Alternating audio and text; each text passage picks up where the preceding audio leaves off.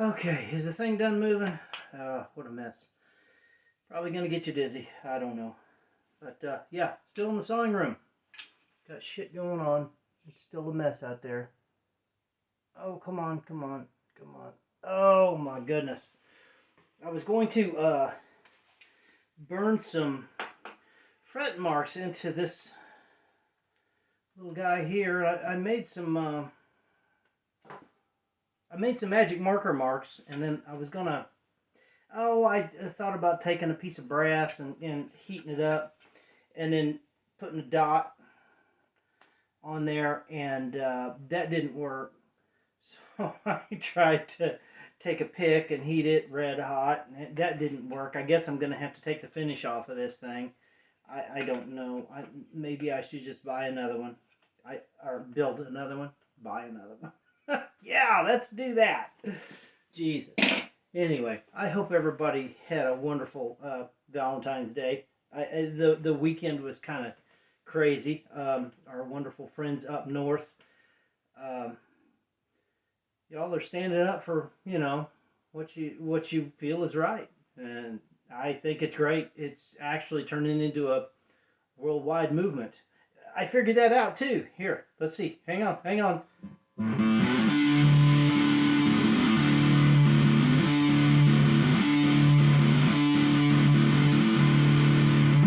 So yeah, the Revolution. It kind of been dicking around with it. It's not easy to play. I think.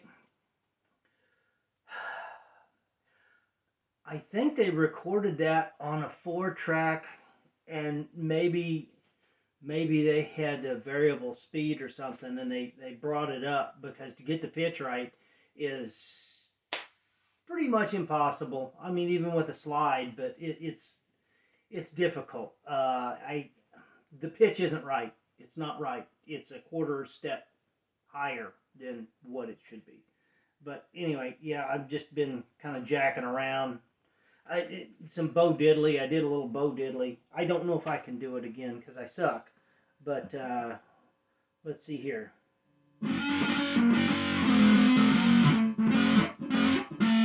Oh, that's not right. Here, let's go up a little bit.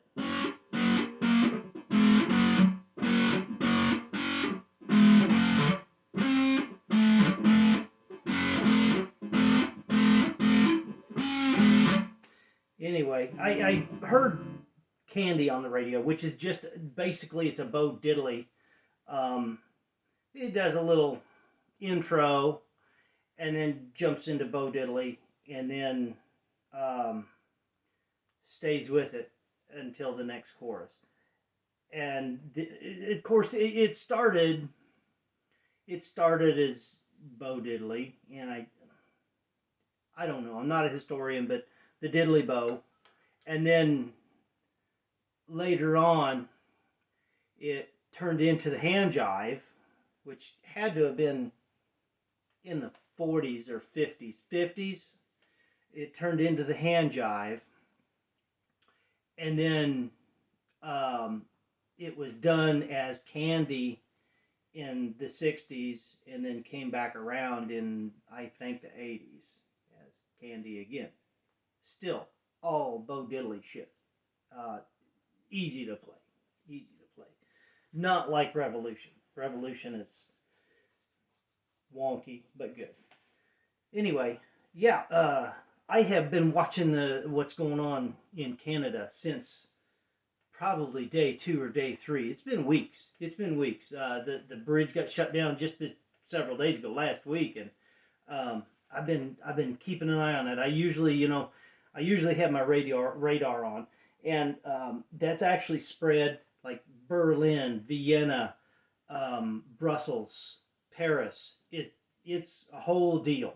It's a whole deal, and I don't have any problem with people standing up for what they think is right. They don't. It's not what they want. It's what they don't want. People don't want the government interfering in their business. It's their business. Leave them alone. I agree with 100%. But anyway, enough of that. Enough of that. I'm still working on the carpet. I got some Berber laid down.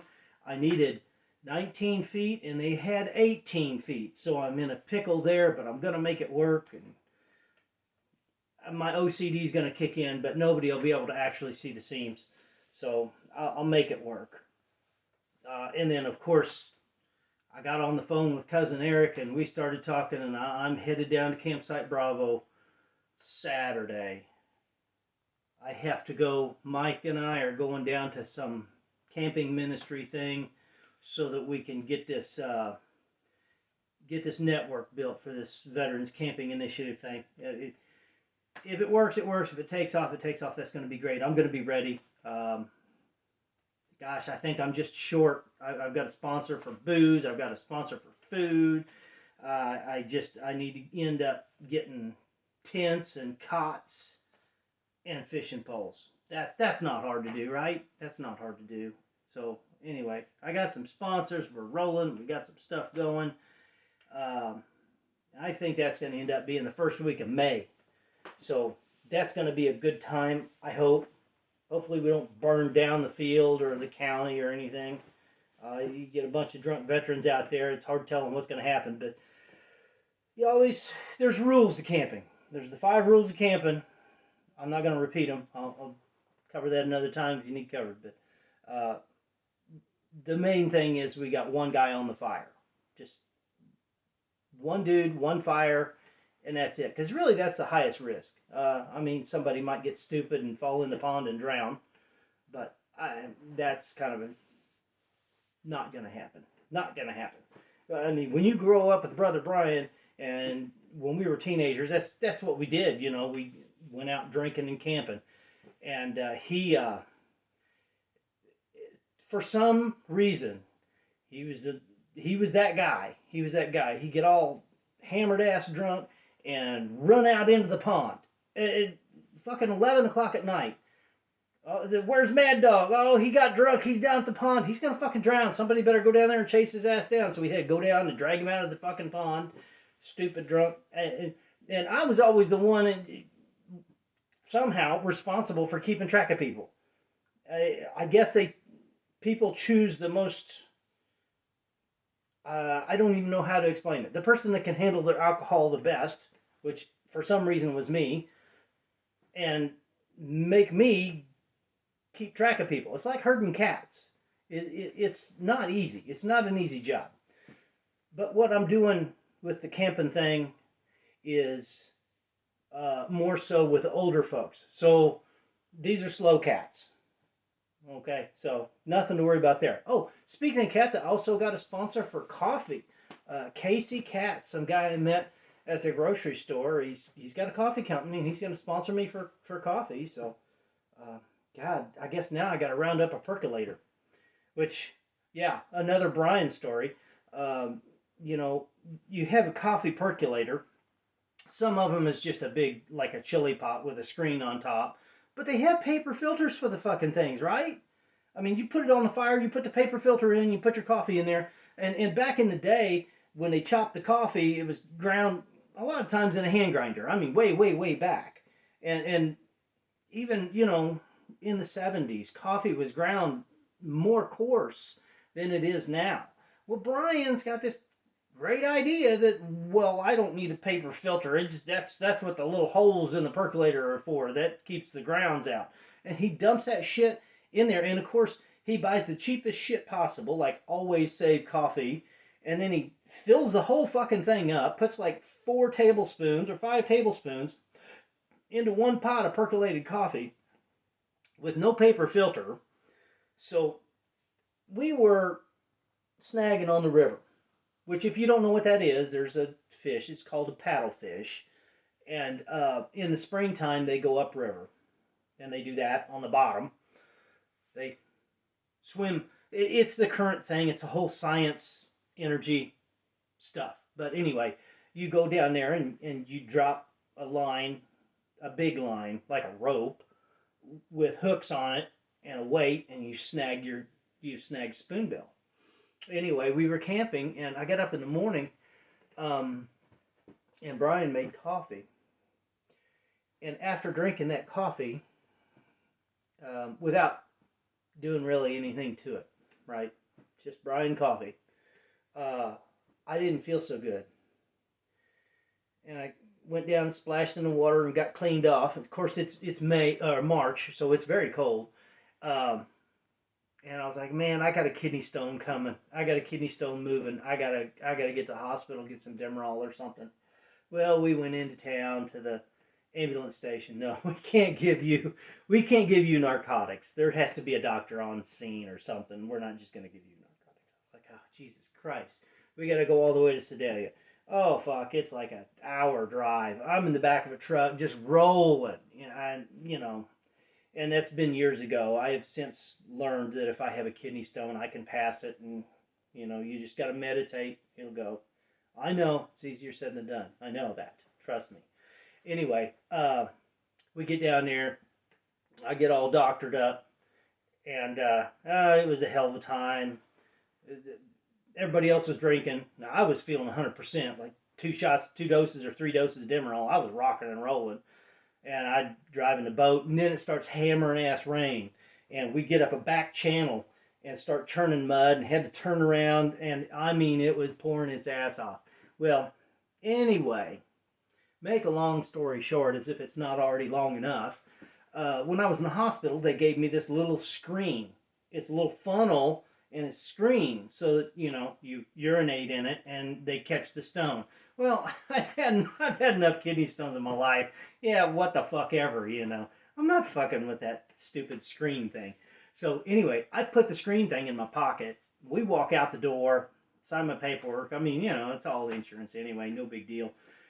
I was feeling better, passed my stone, all that. Did not pee in the screen. So we get back to camp that night. We had to cut up a few spoonbill, bag it up. I had like this vacuum bagger thing, and of course nobody was there. The water was still turned off, but all the camping spots had electricity. We were just tent camping, but I was able to plug my shit in, and vacuum seal it, and I was rocking and rolling, had everything set. And then the next morning, Brian made coffee. What did I do? I pulled that screen out of my pocket, and I put that shit over the cup, and then poured my coffee. And that screen caught all the coffee grounds, so I didn't have to play around with that anymore. But yeah, Brian's coffee is not. He is not the guy you want making coffee. I just tell you that right now. Trust me. Just trust me when I say that.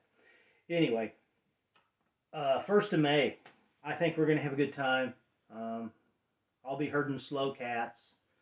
I won't have time to be drinking, I don't think. There won't be any camping drinking for me. I'll be doing my thing, trying to make sure everybody else is happy and content. That's important to me. It's just something that I think would be of great help. It seemed to be a lot of help for Eric and I. We would go off and camp probably 4 times a year, just fall off the map, disappear someplace nobody can find us, and get hammered ass drunk and catch fish and have the fire going. I mean, good times.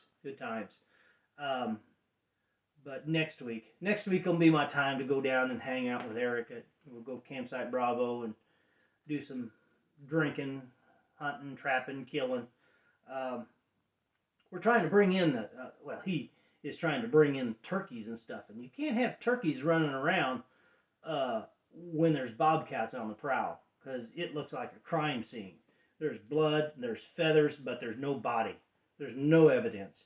There's evidence. There's blood and feathers. But we got some bobcats that we have to take care of. No coyotes hardly at all, but just tons of skunks and stuff like that. We gotta try to make it more habitable for like quail and turkey and stuff. But in the meantime, while we're kind of jacking around with that, we're also doing lots and lots of drinking. I mean, I don't drink much. I really don't. But it just takes the weight off your shoulders. You just go down and you hang out with your family. And, of course, I know Eric's not the only family I got, but he's the only family that I go camping with. For some reason, Brian, having the Brian issues that he has, he went camping with his wife probably 5 years ago, 8 years ago, and I don't know if it was a bobcat or a mountain lion, but he was like sounded like a baby squalling, and mountain lions will chase you; they'll hunt, um, and he was really concerned. I think that was the last time he's been camping. It really concerned him a lot, enough so that Eric and I were camping at Barnout several years ago, and he called. Of course, Brother Brian always calls. Uh, he says, "You guys gonna get running. You guys gonna get attacked by a mountain lion. You got to be careful." Blah blah blah. And I mean, he's really, it really bothered him, so he won't camp anymore, which is kind of sad. We've been camping since we were little kids. I mean, little kids. Uh, that was our life. It was living out in the woods and hunting squirrels with our dog and having a fire. We always go. You always got to have a fire. I don't know. I don't know why. It's just some primitive instinct that we have that when we go camping, we have to have a campfire.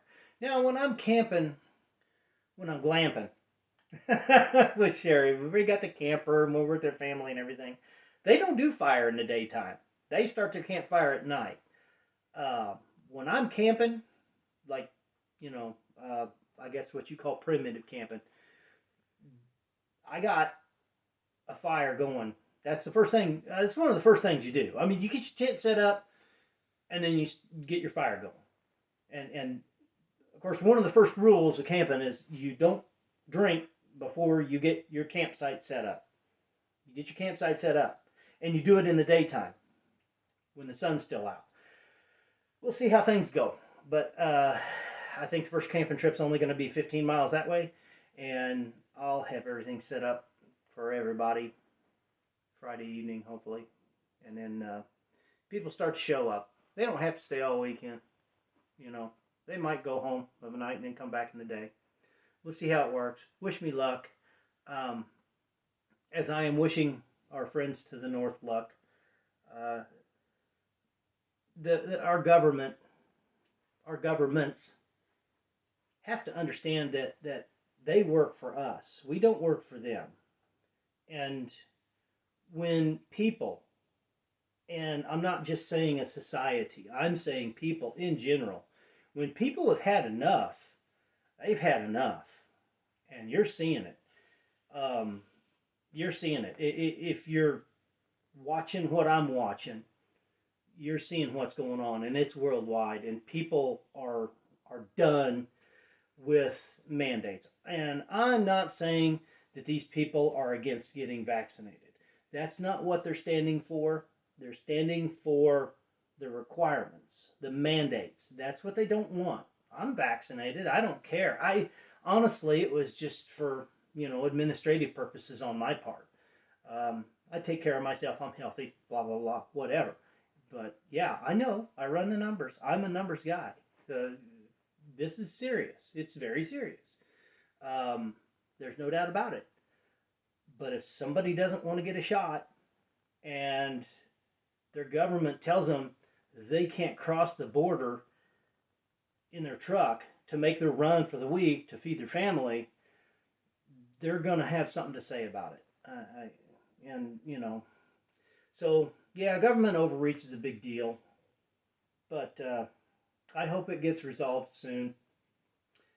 And I hope governments around the world come to the realization that it's not a good thing to have your thumb on your society, on the people that you work for. So anyway, I didn't want to get off on that, and I'm sorry if I did. But I hope everybody had an awesome Valentine's Day. I hope your winter projects are making better progress than mine. I mean, I do have my carpet laid out. It's relaxing right now, and I'll seam it up and kick it in tomorrow. But it's always slow going. It's always slow going. And my countertops, well, I'm getting ready to go sand those now. So wish me the best of luck. A lot of love for you guys. Read up on St. Valentine, but the story's still sketchy. There was, 5 or 6 different stories that run around. But yeah, it's still all about loving one another. That's the most important thing. So God bless y'all. Have a great week.